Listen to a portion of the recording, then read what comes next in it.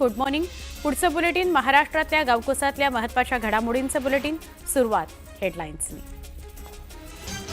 Headlines प्रायोजक राम बंधू आचार, आपला टेस्ट पार्टनर.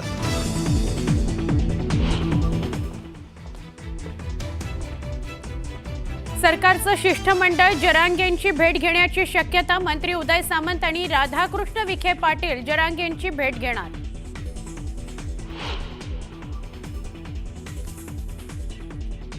मनोज जरांगेंना आझाद मैदानात एक दिवसाची आंदोलनाची परवानगी. अटी शर्थींसह पोलिसांकडून परवानगी. सगळ्या नियमांचं पालन करणार. बेमुदत आंदोलन एक दिवसाचं नसणार. आंदोलनाच्या परवानगीवर मनोज जरांगेंचं वक्तव्य. ओबीसी महासंघाची आज महत्त्वाची बैठक. मनोज जरांगेंच्या आंदोलनाच्या पार्श्वभूमीवर बैठक होणार. लालबागच्या राजाच्या दर्शनाला पहाटेपासूनच तुफान गर्दी. बाप्पाच्या दर्शनाकरता लांबच लांब रांगा.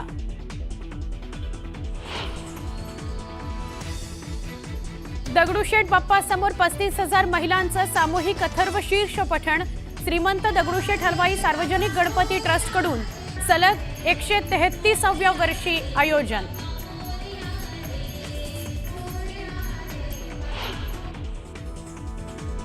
राज्यात आज 1.5 दिवसांच्या गणपतीचं विसर्जन. प्रशासनाकडून विसर्जनाची तयारी पूर्ण.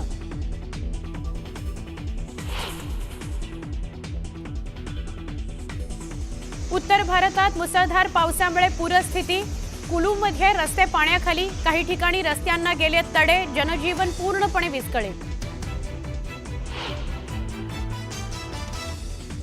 आणि पंतप्रधान नरेंद्र मोदी चीन आणि जपान दौऱ्यावर. चीनमध्ये होणाऱ्या SCO या बैठकीत आणि जपानमध्ये होणाऱ्या 15व्या भारत जपान वार्षिक शिखर परिषदेत सहभागी होणार.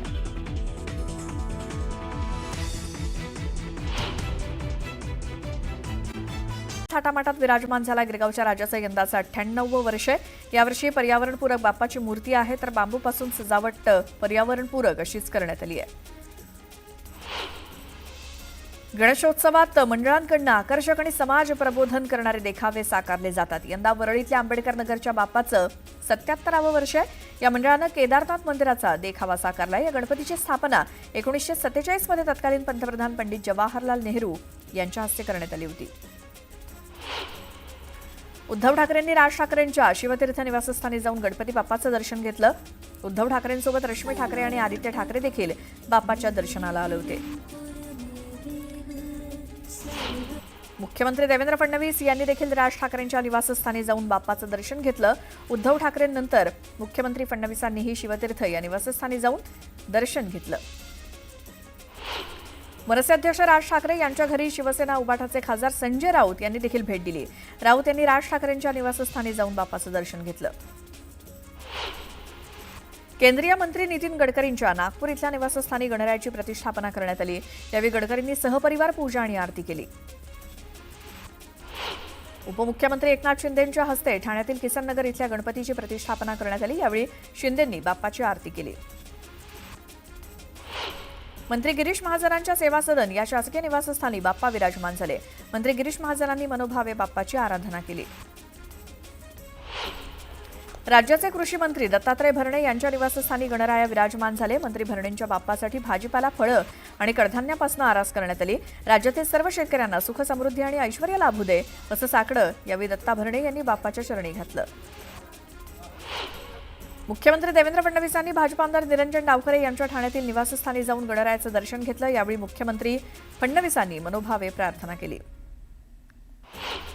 भाजप नेत्या नवनीत राणा यांच्या अमरावतीतल्या शंकरनगर निवासस्थानी गणपती बाप्पाचं थाटात वाजत गाजत आगमन झालं. नवनीत राणांनी पूजा अर्चा करत बाप्पाला साकडं घातलं. शेतकऱ्यांवरचं विघ्न दूर करावं असं साकडं त्यांनी गणपती बाप्पाला घातलं. आमदार सुधीर मुनगंटीवार यांच्या चंद्रपुरातल्या निवासस्थानी देखील बाप्पाचं आगमन झालं. फुलांच्या गाभाऱ्यात शाडूची मूर्ती स्थापन करण्यात आली. यावेळी मुनगंटीवारांनी सिंदूर लेपन केलं आणि जनतेच्या कल्याणासाठी कार्य करण्याची शक्ती दे अशी मनोकामना मुनगंटीवारांनी बाप्पाच्या चरणी केली. काँग्रेसच्या खासदार प्रतिभा धानोरकर यांच्या घरी बाप्पा विराजमान झालेत. वरोरा इथल्या घरी त्यांनी आपल्या कुटुंबियांसोबत गणेशाची स्थापना केली. घरचा गणेशोत्सव दिवंगत खासदार बाळू धानोरकर यांनी सुरू केलेली परंपरा असून आज त्यांची प्रकर्षानं आठवण होते अशी भावना प्रतिभा धानोरकर यांनी व्यक्त केली. बळीराजावरचं आसमानी संकट टळू दे अशी प्रार्थना धानोरकरांनी बाप्पाच्या चरणी केली. वस्त्रोद्योग मंत्री संजय सावकारे यांच्या भुसावळ इथल्या निवासस्थानी गणरायाची स्थापना करण्यात आली. बाप्पाची विधिवत पूजा करत मंत्री सावकारेंनी सपत्नीक बाप्पाच्या चरणी ते लीन झाले. महसूल मंत्री चंद्रशेखर बावनकुळे यांच्या नागपुरातल्या निवासस्थानी बाप्पाचं आगमन झालं. बाप्पासाठी आकर्षक पद्धतीनं पर्यावरणपूरक अशी सजावट करण्यात आली. हिरव्या पानांचा वापर करून सजावट केली आहे. जळगावचे पालकमंत्री गुलाबराव पाटील यांनी आपल्या मुंबईतल्या मलबार हिल इथल्या निवासस्थानी गणरायाची विधिवत पूजा करून स्थापना केली. यावेळी त्यांनी बाप्पाच्या चरणी प्रार्थना केली. राष्ट्रवादी काँग्रेस शरदचंद्र पवार पक्षाचे प्रदेशाध्यक्ष शशिकांत शिंदे यांच्या घरी बाप्पाची स्थापना करण्यात आली. कुटुंबासोबत त्यांनी सिद्धिविनायकाच्या रूपातील मूर्तीची स्थापना केली आहे. श्रीमंत मुधोजी राजे भोसले यांच्या नागपुरातील निवासस्थानी बाप्पा विराजमान झाले. परंपरेनुसार 297व्या वर्षी गणपती बाप्पाची पारंपरिक पद्धतीनं स्थापना करण्यात आली. भिवंडी लोकसभेचे माजी खासदार कपिल पाटील यांच्या हायवे दिवे इथल्या निवासस्थानी गणपती बाप्पा विराजमान झाले. यावेळी कपिल पाटील यांनी सहकुटुंब बाप्पाचं पूजन केलं. सर्वांना सुखी ठेवण्यासाठी त्यांनी बाप्पाच्या चरणी साकडं घातलं. अभिनेते गोविंद आहुजा यांच्या घरी बाप्पा विराजमान झाले. त्यांनी पत्नी सुनीता यांच्यासोबत बाप्पाची स्थापना केली. गोविंद आणि सुनीता आहुजा यांच्या घटस्फोटाची चर्चा सुरू होती, मात्र त्यांनी आता एकत्र बाप्पाची स्थापना केल्यामुळे या चर्चांना पूर्णविराम मिळालाय.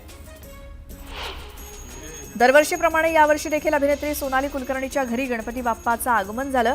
यंदाही सोनालीनं पर्यावरणपूरक बाप्पाची मूर्ती बनवली आहे. यावर्षी निसर्गाचं रूप आणि समतोल साकारण्याचा प्रयत्न सोनालीनं केलाय. तर महाराष्ट्र खड्डेमुक्त व्हावा यासाठी बाप्पाकडे तिनं प्रार्थना केली आहे. अभिनेता संतोष जुवेकरनं त्याच्या कळव्यातल्या घरी परंपरेनुसार बाप्पाची स्थापना केली. पर्यावरणपूरक बाप्पाची स्थापना करत मराठी सिनेसृष्टीला चांगले दिवस येऊ दे अशी प्रार्थना संतोष जुवेकरनं केली.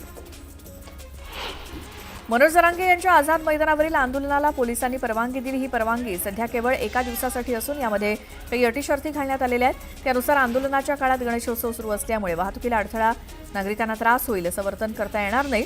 तसंच या आंदोलनाला सकाळी 9 ते संध्याकाळी 6 वाजेपर्यंत परवानगी असेल असं मुंबई पोलिसांनी त्यांच्या आदेशात म्हटलंय.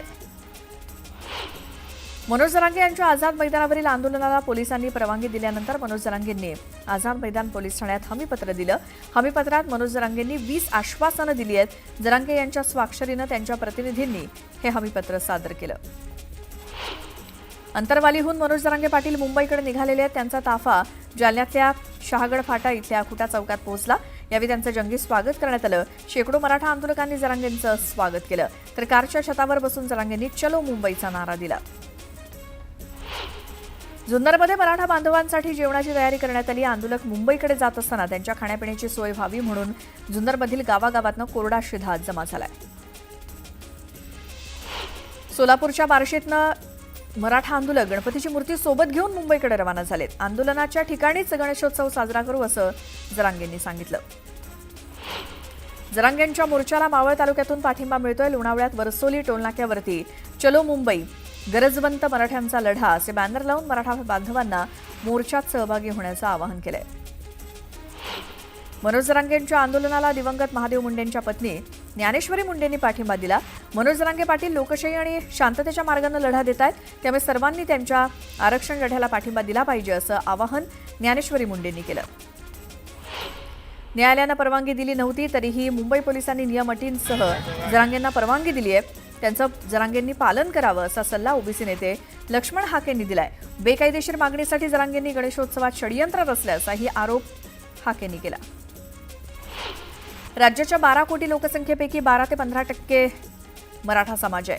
त्यापैकी 5% मराठा बांधव आंदोलनात सहभागी होतील.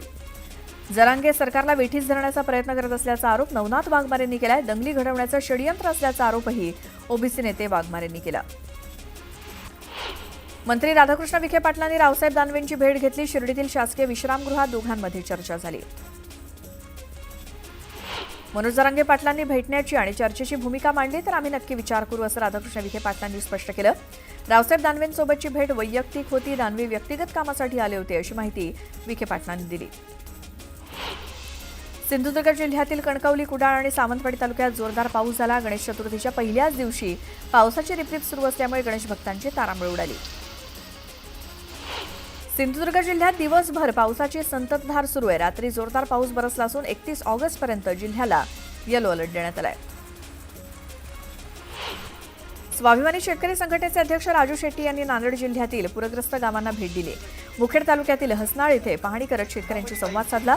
गावकऱ्यांनीही सांगूनही लेंडी धरणाचे दरवाजे उघडले नाही, त्यामुळे पूर आला असा आरोप राजू शेट्टींनी केला. गडचिरोली पोलिसांशी झालेल्या चकमकीत 4 माओवादी ठार झालेत. गडचिरोली ते छत्तीसगडच्या सीमेलगत असलेल्या कोपरशीच्या जंगलात माओवाद्यांसोबत गडचिरोली चकमकीत 4 माओवाद्यांना कंठस्नान घालण्यात पोलीस दलाच्या C60 या विशेष पथकाला यश आलं. बुलढाणा मोताळा या मार्गावरती खडकी फाट्याजवळ एसटी बसचा अपघात झाला.